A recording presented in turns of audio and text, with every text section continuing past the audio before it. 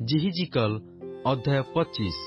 ଅନନ୍ତର ସଦାପ୍ରଭୁଙ୍କର ବାକ୍ୟ ମୋ ନିକଟରେ ଉପସ୍ଥିତ ହେଲା, ଯଥା ହେ ମନୁଷ୍ୟ ସନ୍ତାନ, ତୁମ୍ଭେ ଅମନ ସନ୍ତାନଗଣର ଆଡ଼େ ଆପଣା ମୁଖ ରଖି ସେମାନଙ୍କ ବିରୁଦ୍ଧରେ ଭବିଷ୍ୟତ ବାକ୍ୟ ପ୍ରଚାର କର।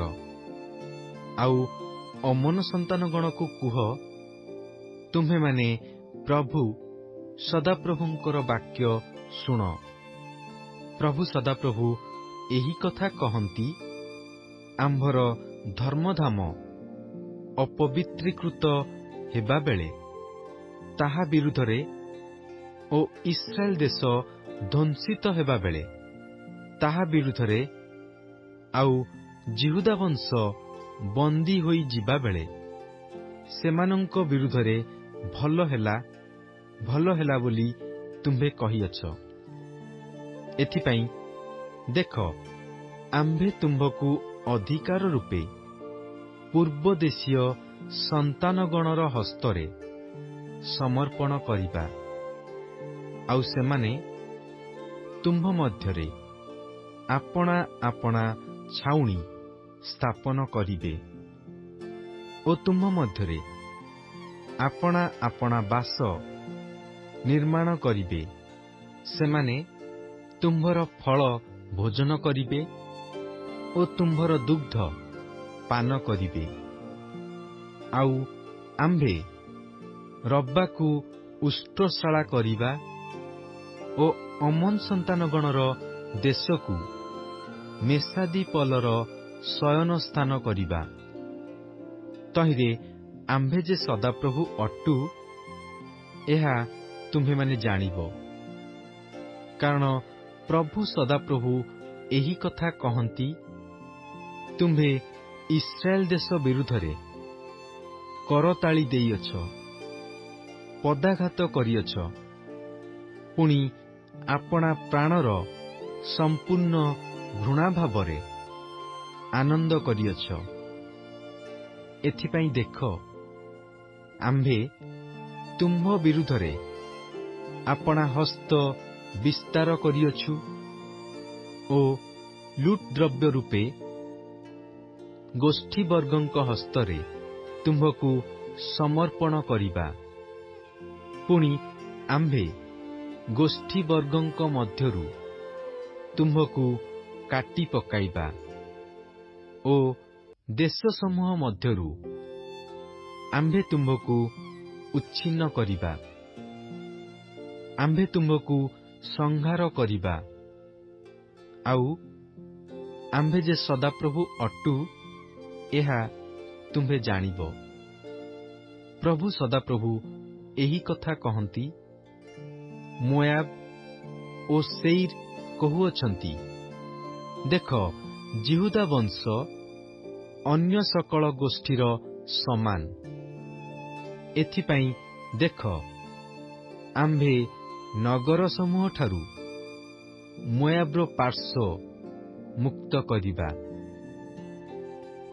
ଅର୍ଥାତ୍ ତାହାର ସୀମାନ୍ତବର୍ତ୍ତୀ ଓ ଦେଶର ଗୌରବ ସ୍ୱରୂପ ବୈତ୍ ଯିସିମୋତ୍, ବାଲ୍ ମିଓନ୍ ଓ କିରିୟାଥଇମ୍ ଆଡ଼େ ପୂର୍ବଦେଶୀୟ ସନ୍ତାନଗଣର ପାଇଁ ମୁକ୍ତ କରିବା। ସେମାନେ ଅମନ ସନ୍ତାନଗଣ ବିରୁଦ୍ଧରେ ଯାତ୍ରା କରିବେ। ପୁଣି ଆମ୍ଭେ ସେମାନଙ୍କ ହସ୍ତରେ ଅମନ ସନ୍ତାନଗଣକୁ ଅଧିକାର ରୂପେ ସମର୍ପଣ କରିବା। ତହିଁରେ ଗୋଷ୍ଠୀଗଣ ମଧ୍ୟରେ ସେମାନେ ଆଉ ସ୍ମରଣ କରାଯିବେ ନାହିଁ। ଆମ୍ଭେ ମୋଆବ ଉପରେ ଦଣ୍ଡାଜ୍ଞା ସଫଳ କରିବା।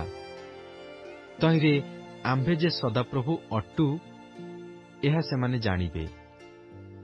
ପ୍ରଭୁ ସଦାପ୍ରଭୁ ଏହି କଥା କହନ୍ତି, ଇଦୋମ ପ୍ରତିଶୋଧ ନେବା ଦ୍ୱାରା ଜିହୁଦା ବଂଶ ବିରୁଦ୍ଧରେ ଦୁର୍ବ୍ୟବହାର କରିଅଛି ଓ ସେମାନଙ୍କ ଉପରେ ପ୍ରତିହିଂସା ସାଧି ଅତ୍ୟନ୍ତ ଅପରାଧ କରିଅଛି। ଏଥିପାଇଁ ପ୍ରଭୁ ସଦାପ୍ରଭୁ ଏହି କଥା କହନ୍ତି, ଆମ୍ଭେ ଇଦୋମ ବିରୁଦ୍ଧରେ ଆପଣା ହସ୍ତ ବିସ୍ତାର କରିବା ଓ ତହିଁ ମଧ୍ୟରୁ ମନୁଷ୍ୟ ଓ ପଶୁକୁ ଉଚ୍ଛିନ୍ନ କରିବା।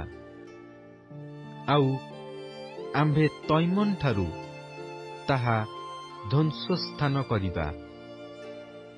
ଦଦାନ ପର୍ଯ୍ୟନ୍ତ ହିଁ ଲୋକମାନେ ଖଡ୍ଗରେ ପତିତ ହେବେ।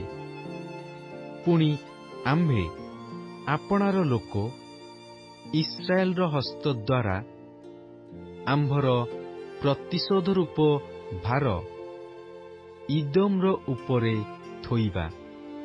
ତହିଁରେ ସେମାନେ ଆମ୍ଭର କ୍ରୋଧ ଓ ଆମ୍ଭର କୋପ ଅନୁସାରେ ଇଦୋମ ମଧ୍ୟରେ କାର୍ଯ୍ୟ କରିବେ। ପୁଣି ସେମାନେ ଆମ୍ଭର ଦତ୍ତ ପରିଶୋଧ ଜ୍ଞାତ ହେବେ। ଏହା ପ୍ରଭୁ ସଦାପ୍ରଭୁ କହନ୍ତି।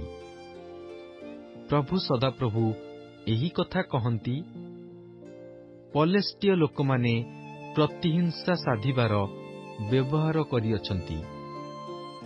ପୁଣି ଚିର ଶତ୍ରୁତାରେ ବିନାଶ କରିବା ପାଇଁ ପ୍ରାଣର ଘୃଣାରେ ପ୍ରତିଶୋଧ ନେଇଅଛନ୍ତି। ଏଥିପାଇଁ ପ୍ରଭୁ ସଦାପ୍ରଭୁ ଏହି କଥା କହନ୍ତି, ଦେଖ, ଆମ୍ଭେ ପଲେଷ୍ଟୀୟମାନଙ୍କ ବିରୁଦ୍ଧରେ ଆପଣା ହସ୍ତ ବିସ୍ତାର କରିବା, ଆଉ ଆମ୍ଭେ କରଥୀୟ ଲୋକମାନଙ୍କୁ ଉଚ୍ଛିନ୍ନ କରିବା ଓ ସମୁଦ୍ର ତୀରସ୍ଥ ଅବଶିଷ୍ଟ ସକଳକୁ ନଷ୍ଟ କରିବା। ପୁଣି ଆମ୍ଭେ ପ୍ରଚଣ୍ଡ ଭର୍ତ୍ସନା ସହିତ ସେମାନଙ୍କଠାରୁ ଭାରି ପ୍ରତିଶୋଧ ନେବା। ଆଉ ଯେଉଁ ସମୟରେ ଆମ୍ଭେ ଆପଣା ଦତ୍ତ ପ୍ରତିଶୋଧର ଭାର ସେମାନଙ୍କ ଉପରେ ଥୋଇବା, ସେ ସମୟରେ ଆମ୍ଭେ ଯେ ସଦାପ୍ରଭୁ ଅଟୁ, ଏହା ସେମାନେ ଜାଣିବେ।